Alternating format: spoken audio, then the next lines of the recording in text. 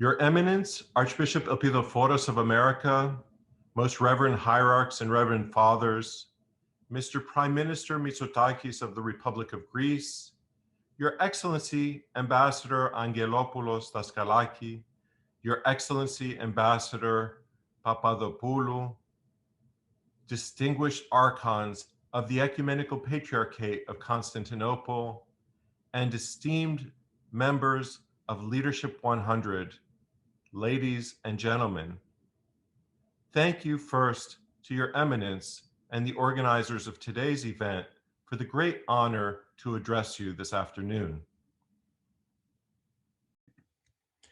The topic of my talk is the Greek Revolution through American eyes. On July 10th, 1821, here in the United States, the people of Alexandria, Virginia, picked up their daily newspaper and read the news account by George Moore, the American consul at Trieste, Austria. Moore wrote, "We hear that the Greek patriarch and 4 bishops had been hung by order of the government, and that subsequently almost a general massacre of the Greeks had commenced, which was still going forward when this vessel sailed. The English ambassador had several shots fired at him and only escaped assassination by running. The Greek insurrection in the Morea is going on favorably. A descendant of the old Greek emperors is arrived here from Russia. It is supposed with the view of proceeding to the Morea to join his countrymen in their endeavors to throw off the Turkish yoke." In not one, but 4 news stories on that day in the Gazette and Alexandria Daily Advertiser, the people of Virginia were able to read about the horrific execution of Ecumenical Patriarch Gregory V by hanging, as well as the murder of other bishops. They were informed of the brutal massacre of the Greeks of Constantinople that took place in swift and severe retribution for the insurrection in southern Greece, in the Peloponnesos, and in the north, in the Danubian principalities by Alexandros Ypsilantis and the Sacred Battalion. While the news was not as immediate as today's Twitter that appears on our phones as it happens, the people of 1820s America were extremely well informed by consistent and detailed news stories from hundreds of daily and weekly newspapers. Exemplifying this is a contemporary 1823 portrait of a man reading a newspaper. This is actually Moses Brown, the famous abolitionist from Rhode Island, after whom the famous prep school is named. And this was painted by amateur artist Joseph Partridge, who was a sailor aboard the USS Warren that had sailed throughout the Aegean Sea. Individuals like this, who read the dramatic news accounts, became inspired to get involved to support the Greek cause. The Greek Revolution ignited such passion among Americans that contemporaries called it Greek fire. This is the story that is being told by an exhibition called The Greek Revolution Through American Eyes, that commemorates the 200th anniversary of the start of the Greek War of Independence. With 16 scholars from the United States writing essays, the exhibit was created in a partnership of the Maliotis Cultural Center of Hellenic College, Holy Cross, and the Dean C. and Zoë S. Pappas Interdisciplinary Center for Hellenic Studies of Stockton University in New Jersey. Here I just wanted to add a note of thanks to Zoe Pappas and her family, who supported this exhibit through the center at Stockton. And many of you know Zoe and Dean of blessed memory, who greatly loved and revered their Leadership 100 experiences. I would like now to give you a bit of a sneak preview of the exhibit. There are 4 themes: freedom or death, Greece in the age of revolutions, Monroe's empathy, rooting for Greek victory, forging a doctrine of non-intervention, Greek fever, American Philhellenes, and the birth of international humanitarianism, 400 years a slave, Greek Unfreedom, and American Abolitionism. First, freedom or death, Greece in the Age of Revolution. Americans in the 1820s understood well that the Greek Revolution took place in the Age of Revolutions. By the time the Greek Revolution was proclaimed on March 25, 1821, the world had already experienced more than a dozen independence movements and revolutions. From the first shot heard around the world in 1775 in Lexington to the Declaration of Independence in 1776 in Philadelphia, the American Revolution not only overthrew a colonial power, but also established a new democratic republic based upon Enlightenment ideas of representative government. By 1789, the French Revolution transformed the political landscape of Europe by ridding itself of its absolute monarchy. Independence movements and rebellions articulated principles of liberty, equality, and fraternity. In Saint-Domingue, or Haiti, the first successful slave revolt that led to the independence of Haiti in 1804 began as a fight for the rights of humans to be free, as much as it was to throw off French political control of a colonial outpost. Between 1808 and 1833, the independent states of Colombia, Paraguay, Venezuela, Mexico, Brazil, Ecuador, and Uruguay were formed by separating from the empires of Spain and Portugal. In 1820, there were also European revolutions in Spain, Italy, and Portugal. And in 1830, there were revolutions in Belgium and the Netherlands.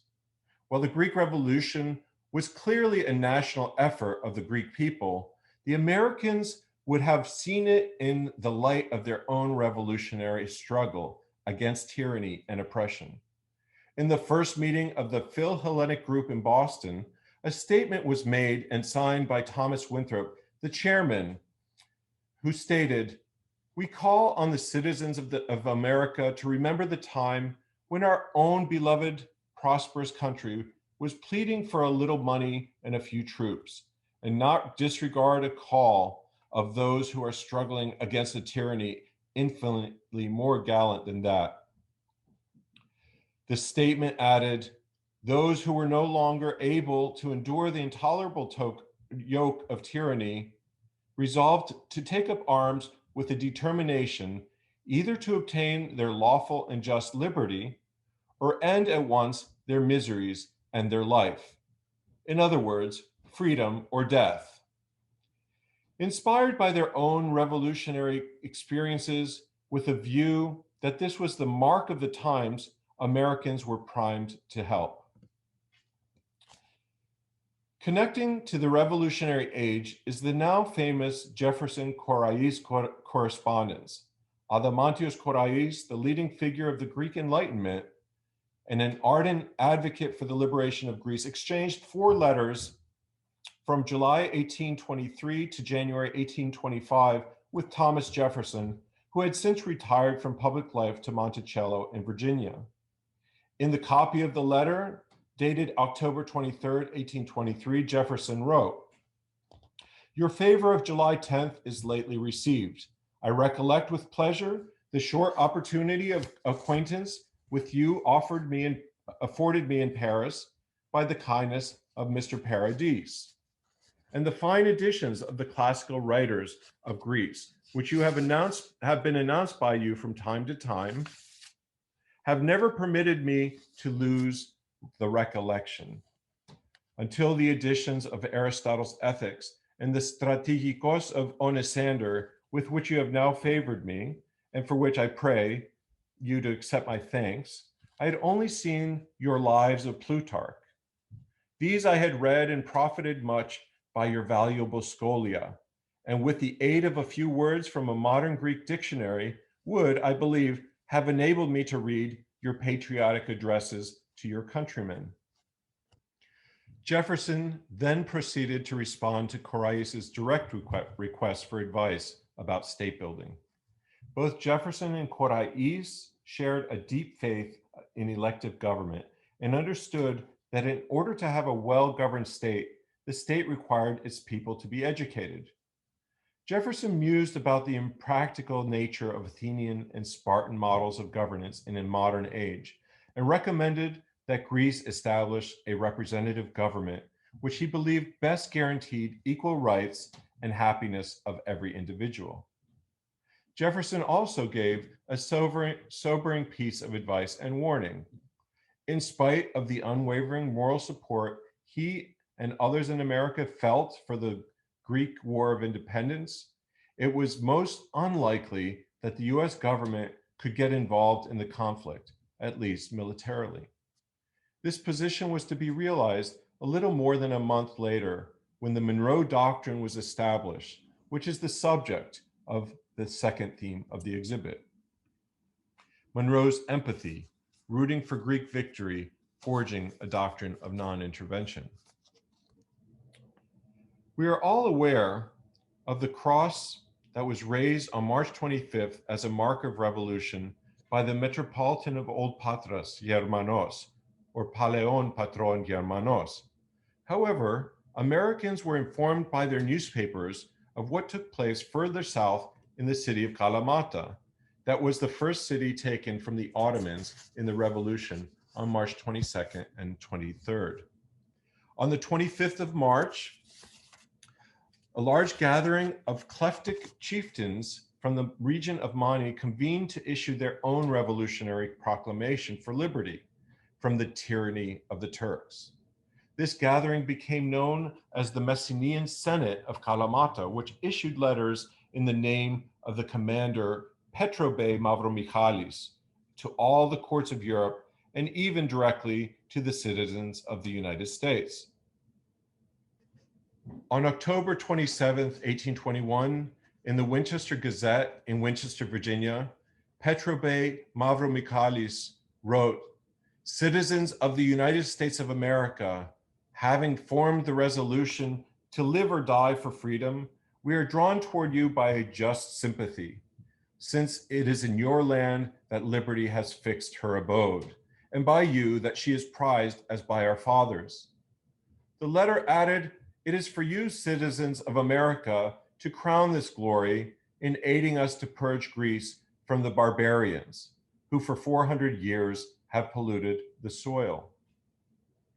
Adamantius Korais, the aforementioned intellectual luminary who resided in Paris, had translated the work into French and forwarded the proclamation across the Atlantic to his fellow classical scholar, Edward Everett, who then forwarded it to the US Secretary of State, John Quincy Adams.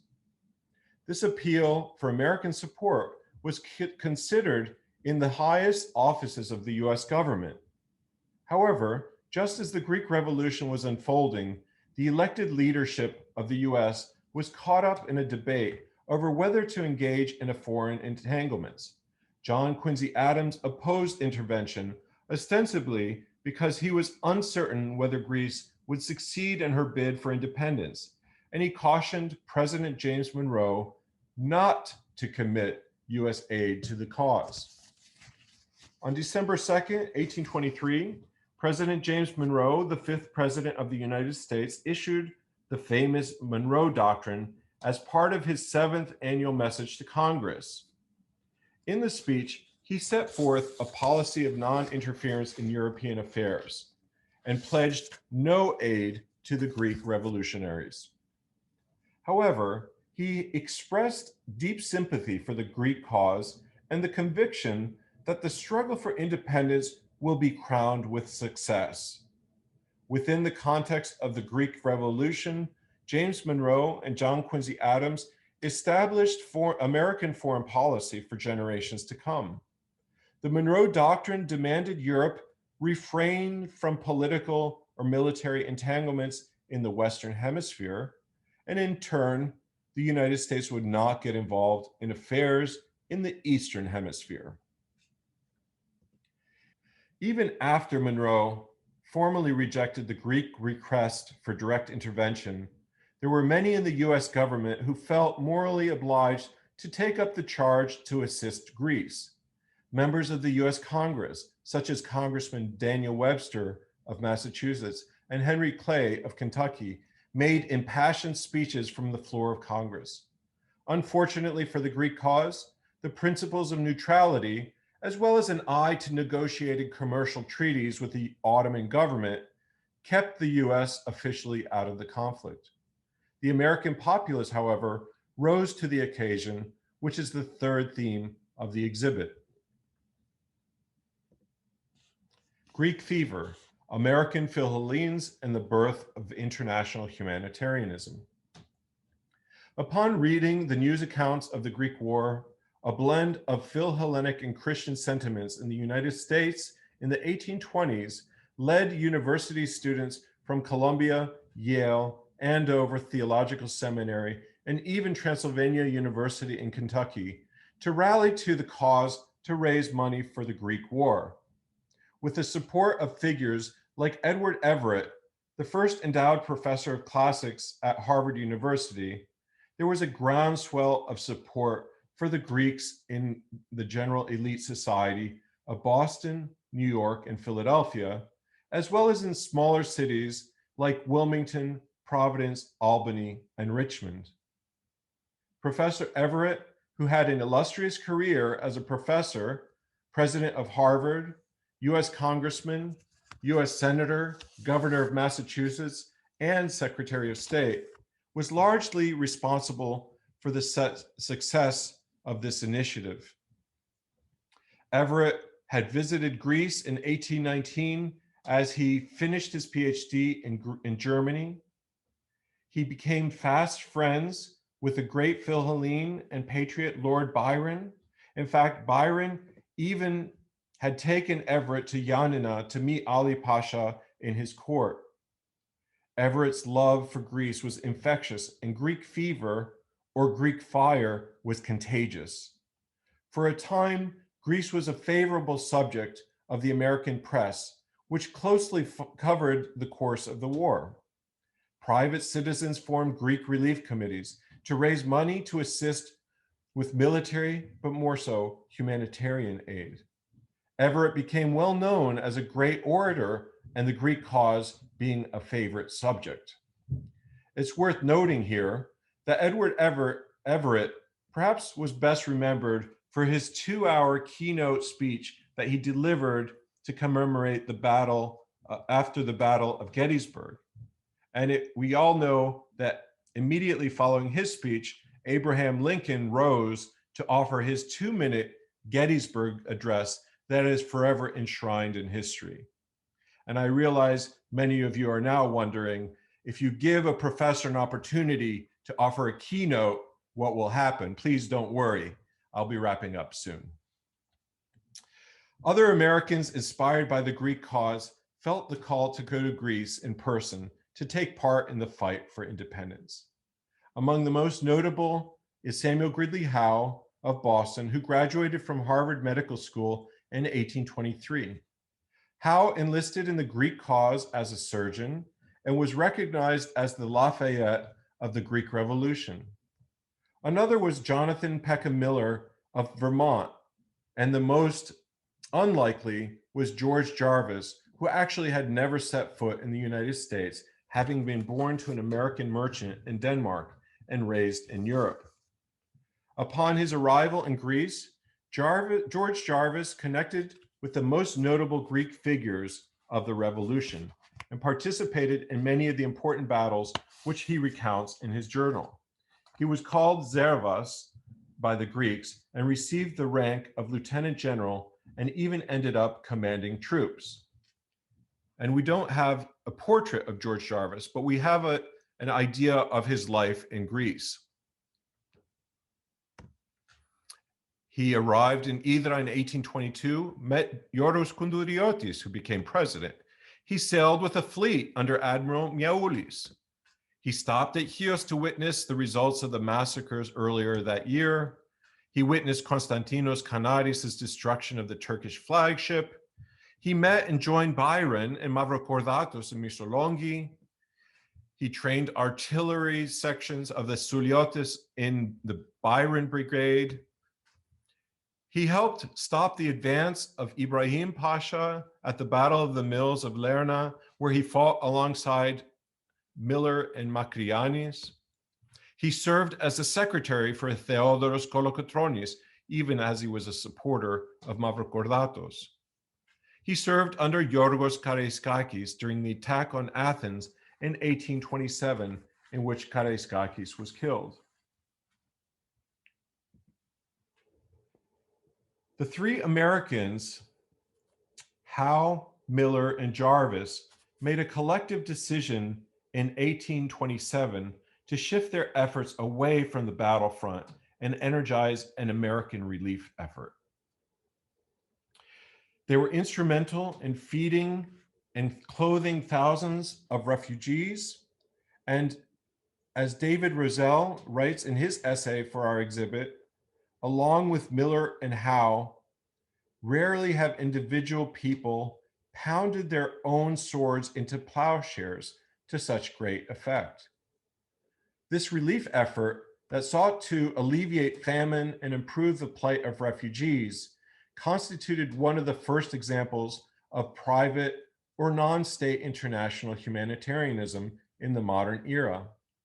And as another contributing scholar, Constantine Papademetriou, reflects, this is perhaps the greatest contribution by the people of the United States to the Greek War of Independence. In this chart, we see the 8 ships being sent between 1827 and 1828 from the ports of Philadelphia, New York, Boston, and Albany. And we have a list of when they departed, arrived, and the value of their cargo, which included food, clothing, and other humanitarian needs in order to assist the starving and suffering Greeks. Other efforts included Samuel Gridley Howe's establishment of a refugee colony near Corinth, which he called Washingtonia, and a school of agriculture in Tiryns that still stands today. Contributing scholar and archaeologist Kostis Kourelis and David Pettigrew state that the refugee colony of Washingtonia illustrates the centrality of temporary refugee camps as a permanent feature of the national landscape of Greece in the last 2 centuries, where over 2,000 refugee settlements were built after 1922 and the Great Catastrophe, where 1.2 million people were displaced during World War II, and where 60,000 refugees have been housed in 50 refugee camps between 2016 and 2018. The final theme of the exhibition is called 400 Years a Slave, Greek Unfreedom and American Abolitionism. This theme explores the growing sense of national hypocrisy that Americans began to feel as they promoted liberty and freedom of enslaved Greeks abroad, while here at home, they witnessed human beings being bought and sold in America's appalling system of chattel slavery. Returning to Petrobe Mavromichalis' letter to the United States, the letter strangely states, "Your freedom does not rest on the slavery of other nations. You wish that all men should partake these blessings and enjoy the rights which nature intended for all. It is you who first asserted these rights, and you who have first again recognized them in restoring to the oppressed Africans the character of men." Petrobe did not intend for his message to be ironic, as he later noted that he commended the US for halting the transatlantic slave trade, but his words were strong enough to pierce the collective conscience of many Americans. For his part, Samuel Gridley Howe's sustained support for the Greek cause dovetailed with his own views on slavery in America. He was convinced by his experiences in the Greek Revolution that violent activism could bring about social change. Continuing to support refugees of Washingtonia into the 1840s, he visited Crete in 1866 to support its revolt against the Ottomans. More interestingly, he was a member of a group called the Secret Six that materially and morally supported the violent uprising of John Brown at Harper's Ferry that marked the start of the American Civil War. His wife, Julia Ward Howe, was also a prominent abolitionist and even penned the lyrics of the Battle Hymn of the Republic. For the Howes, the fight for freedom and liberty for humankind included not only Greece, but the Negro slaves in the United States. One can also thank American women of the 1820s for transforming activism for the Greek cause into activism against slavery. To American women, Greek women were the ultimate victims who were subject to Ottoman depravity of the harem and despotism of female slavery. The rhetoric circulating in Greek relief committees, especially among female participants, became an important ingredient not only for women's rights, but for abolitionism. In 1844, the sculptor Hiram Powers created a statue called The Greek Slave, which depicted a young nude Greek woman being sold in a Turkish slave market. It was meant to be inspired by Turkish atrocities imposed upon the Greeks. As Maureen Connor Santelli, author of the newly released book Greek Fire by Cornell University Press, who wrote in her essay for our exhibit, the statue itself embodied the vision of the ideal chaste female, modest, demure, and in need of protection. Yet the hypocrisy of the statue in 1844 became clear to abolitionists, and Powers was ridiculed by such satirical illustrations as in the magazine Punch in 1851, depicting a black chattel female slave in America standing in place of the Greek girl. In the process, Hiram Powers' own views evolved. When sculpting about the Greek cause, he created what he called ornamental chains. When he created a later version of the statue, of which a 19-inch replica was found in Frederick Douglass's home, he sculpted slave manacles like those used on slaves in the United States as a direct critique of American slavery. We have arrived at the end of the sneak preview of the exhibition, The Greek Revolution Through American Eyes. I hope what I presented to you piqued your interest and encourages you to join us to come visit the exhibition at the Maliotis Cultural Center at Hellenic College Holy Cross from March 22nd to October 15th, and in the fall 2021 at Stockton University and elsewhere in the country. We also are excited it will be opening in March at the St. Photios National Shrine in an abridged version. We also invite you to come and visit our website, www.greekrevolution.org. On this website, you will be able to see the full exhibit, but also be able to read the full essays, as well as see many other primary source documents and artifacts and images. Before I close, however, I'd like to pose one final question. If someone were to ask you, how do you, in the year 2021, as a Greek American, see the Greek Revolution through your own eyes, what will you say?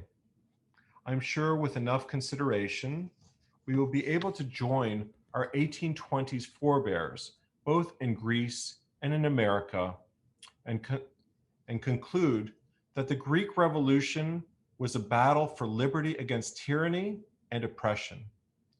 And we will also conclude that today, with Greek fire in our hearts, we too can carry on the fight for universal freedom and human dignity for all people everywhere. Thank you.